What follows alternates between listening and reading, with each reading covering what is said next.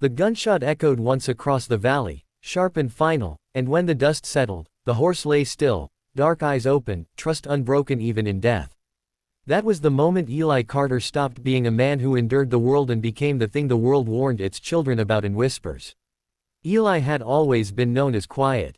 Not weak, never that, but quiet in the way deep water is quiet, hiding its strength beneath the surface. He lived alone at the edge of the frontier, where the land lifted into pale hills and the wind carried more memory than sound. His only true companion was Ash, a steel-gray horse with a white blaze like a falling star. Ash had carried Eli through storms, hunger, and long nights when grief crept close. He was not just a horse. He was the last promise Eli had made to himself, that he would keep something alive and unbroken in a world that took everything. The men who rode into the valley that afternoon did not know that. Or perhaps they did and did not care. They were ranch hands from the south, drunk on cheap whiskey and the confidence that came from riding together with rifles across their saddles. They had been driving stolen cattle and didn't like that Eli's land cut too close to their route. When Ash spooked at their shouting and stepped forward, one of the men laughed and raised his gun. Eli shouted, his voice cracking the air, but the shot came anyway. Ash dropped, legs folding like grass in the wind. Something inside Eli went silent. The men rode off laughing, dust swallowing their cruelty, leaving Eli kneeling beside Ash's cooling body. He pressed his forehead to the horse's neck and breathed in the familiar scent of sweat and earth. He did not cry. He did not curse. He simply stayed there until the sun dipped low and shadows stretched long enough to swallow grief whole. Ash was buried at dawn on the ridge where he used to stand and watch the world. Eli marked the grave with a rough stone and no words. Words felt too small. For weeks afterward, Eli changed in ways no one noticed at first. He spoke even less, but his eyes sharpened. He listened to the land again, the way his father had taught him long ago, reading tracks, wind, and silence like a language. He began riding again, not on a horse, but on his own feet, covering miles without rest. At night, he cleaned his rifle slowly, methodically, as if polishing a memory into something harder. The frontier town of Ridgeway sat 2 days' walk east. It was a place of crooked boardwalks, honest merchants, and men who pretended not to see injustice as long as it passed them by. Word began to drift in on the wind, cattle disappearing, supply wagons found empty, men waking to find their horses gone and their rifles dismantled. No one saw who did it. No one heard a shot. They started calling him something else then. Not Eli Carter. Not the quiet man from the hills. They called him the Ghost Rider. Eli did not kill without cause. That was the line he would not cross. But he became a mirror for men who believed strength meant cruelty. He dismantled their confidence piece by piece. He led them into ravines where their numbers meant nothing. He cut their saddle straps and left them walking home under a punishing sun. He exposed their thefts to the towns they preyed on, leaving ledgers nailed to doors and stolen goods returned with careful order. Fear spreads faster than truth. Soon, even honest men felt uneasy when the wind shifted at night. But fear was never Eli's goal. One evening, as he camped near a dry riverbed, he found a girl hiding in the rocks. She couldn't have been more than 12, thin as a reed and trembling. Her name was Mara, and her family's farm had been burned by the same men who killed Ash.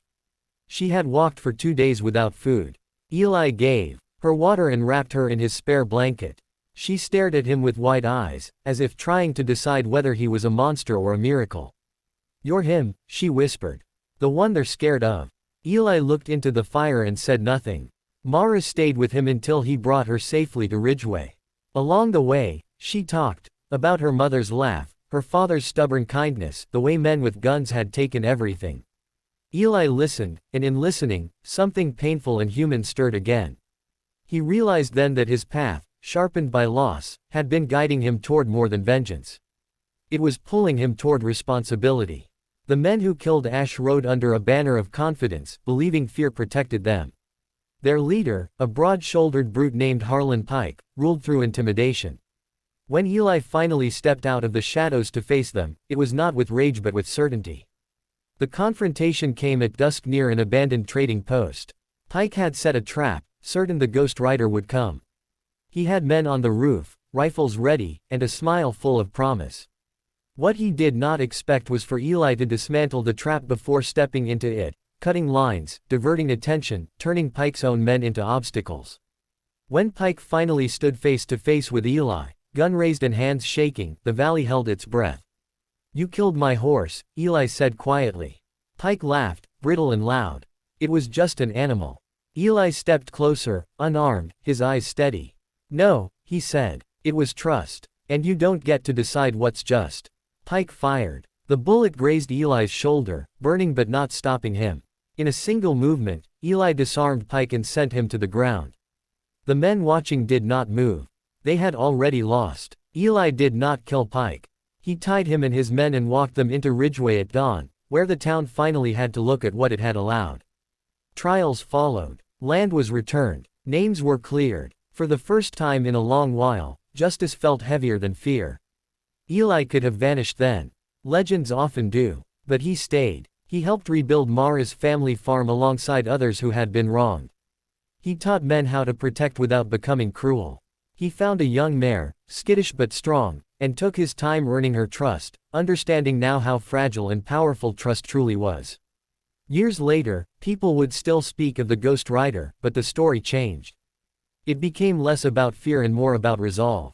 Parents told their children that strength was not loud, that justice did not need an audience, and that sometimes the most dangerous thing a cruel world could face was a man who refused to become cruel himself. On quiet evenings, Eli would ride to the ridge where Ash was buried. He would sit, watching the sun sink into the hills, and feel the wind move through the grass like a familiar presence. The pain never fully left him, but it softened, shaped into purpose. They killed his horse, thinking it would break him. Instead, it reminded him of who he was, and who he chose to be. And that choice, made again and again, was what they feared most.